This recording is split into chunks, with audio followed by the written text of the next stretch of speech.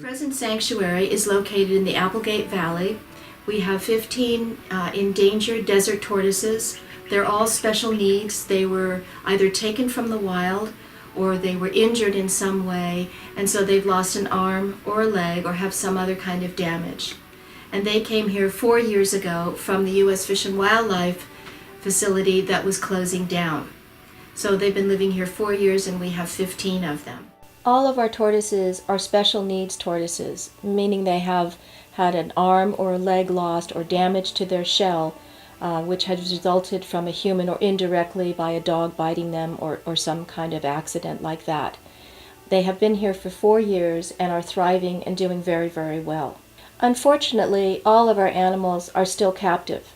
That is for their well-being and for their safety. However, we do everything that we can to make sure that they don't feel imprisoned, that they feel that they can take their own initiative, that they can make the decisions in their life. They're provided with food and water that is fresh, organic food, different kinds of areas to explore, relationships to make and cultivate, and they live in a very beautiful place, which is what we call Southern Oregon.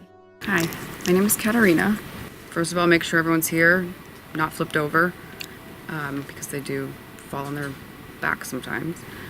And then feed everyone and monitor how much they're eating. If they are eating, make sure. And if they're not, then take note of that or anything weird that goes on. And then we also soak them in a bucket of water so they don't get dehydrated, because they get their water through their skin.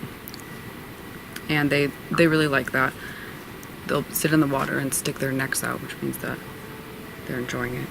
It's a great place to be at and learn a lot about the personalities of all the different tortoises, because, you know, on first glance they might all look the same, but they all have very distinct personalities and behaviors, which is really interesting. And it's interesting figuring out how to distinguish each one. On my first day, I took notes of what each of them looked like if one had a smoother shell or if one was smaller. So that's how I would remember at first. But now it's become easier to actually identify them, even when they're all in a big group together. Hibernating, which is called brumation for reptiles. We monitor their weight about every 2 weeks. So we go in very quickly, weigh them, not to disrupt their sleep. We look at them to make sure that there's no discharge, that, they're looking okay. And we keep track.